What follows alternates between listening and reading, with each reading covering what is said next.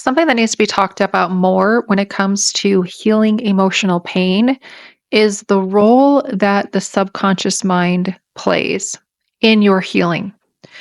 What do I mean by that? So let's think about, I'm going to give you an illustration of driving a car. Okay. Someone's in the driver's seat, someone's in the passenger seat. When we're talking about the subconscious and the conscious thinking brain, the subconscious is in the driver's seat. The subconscious is taking you wherever it's going to take you.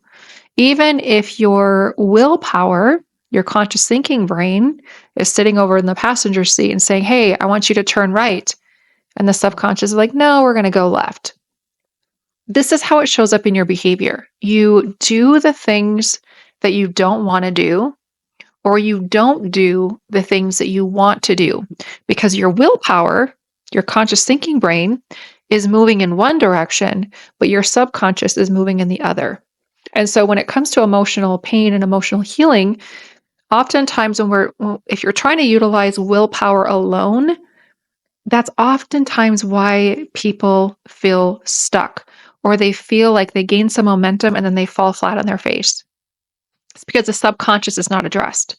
The actual one in the driver's seat, which is responsible for over 90% of your behavior, the subconscious, is not being brought into the emotional healing process. It's very critical to address the subconscious roots when it comes to emotional pain. Here are some examples of how to address that. And what does it actually mean for the subconscious? So the subconscious, if you can imagine, thinking about, let's just imagine that you have a video recorder that's on your shoulder and it's scanning your environment and recording every single second of every single day that you've been living, even in your mother's womb, believe it or not. It's scanning every single cue, every single stimulus, every single thing that you smell, that you see, that you hear, that you feel, that you touch, that you taste. All of those senses are imprinted in this database, and that is stored in your subconscious. So the subconscious is kind of like this hard drive, or I mean, it could also be software as well, but it's storing all of this data that's for everything that's ever happened to you in your entire life. When we're trying to change something in the here and now, maybe we're getting triggered by something, or we have a behavior that we don't like and we want to change that. There are things in the database, in the storage, in the recording of your life that's imprinted, that's keeping you stuck. If we don't go back to those things that are causing or perpetuating or contributing to the unwanted behavior, you're just gonna be fighting. It's like a tug of war, and the subconscious always wins. And this is one of the reasons why I oftentimes, have to educate clients so I can invite them to have some self-compassion. And I invite you to have some self-compassion for yourself as well. If you've been doing things over and over again with a lot of willpower, there's no lack of effort. You're putting in a lot of effort and you still feel like you're failing, or you feel like you're not overcoming that thing that you really want to overcome. And I'm talking more specifically about emotional pain, but behaviors as well. We have to get to the subconscious. So what are some of the contributors to the subconscious programming? So limiting systems, limiting beliefs about yourself. This could be something as simple as someone said something to you when you were age 4 that made you feel not pretty. Maybe they said a comment and maybe they were fully intentionally meaning something that was very harmless, but you interpreted it as, "I'm not pretty." Now that gets embedded into the database because our perceptions influence how that information is stored. We could go for the rest of our lives thinking this kind of underarching theme of "I'm not pretty" as an example, or "I'm not good enough," or "there's something unworthy about me."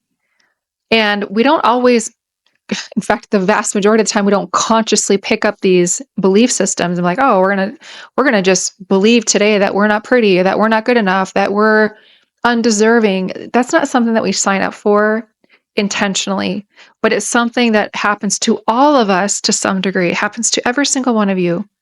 And so the key to making lasting change and transformation in your mind and your body and your spirit is to address the imprint in the subconscious. One of the ways to do that, this is what I actually specialize in when I'm working with my clients, is utilizing a technique that I developed. And I train other practitioners, both licensed and non-licensed clinicians and practitioners, wellness professionals.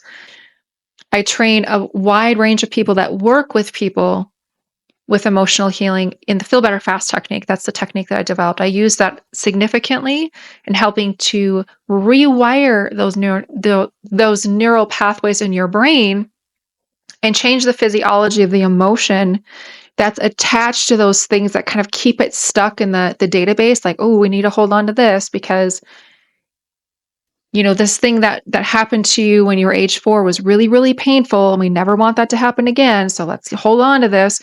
And then you go through the rest of your life feeling stuck. So you have to use different techniques that go to the deeper part of your brain.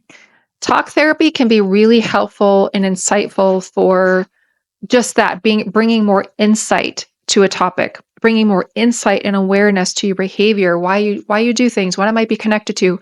But the number one thing that my clients tell me when they first meet with me, especially if they've tried talk therapy or even if they've been in therapy for decades, they say, I tried talk therapy, but I still feel stuck. Why is that? It's because the subconscious is not being addressed.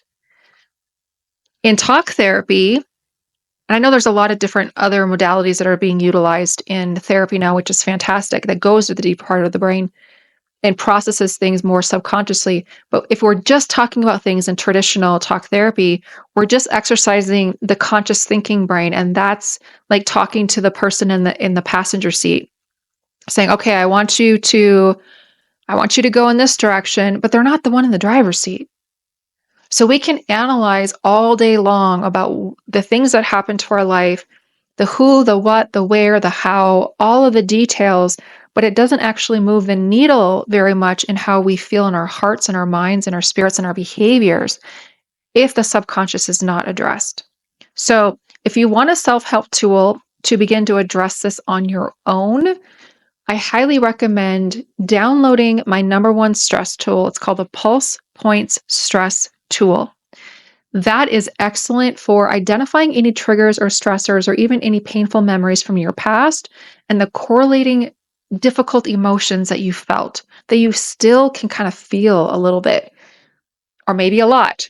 And that specific tool will help to guide you in how you can actually change the chemistry, the actual chemistry in your mind and your body to reconstruct and reconfigure how that data is being stored to free you up so that the conscious and the subconscious can be on the same page, move in the same direction, and that's where you have lasting freedom. So check out that tool, Pulse Point Stress Tool, and this is like I said, it's a great stress tool that you can use at home to help yourself experience more emotional freedom. I hope that's helpful.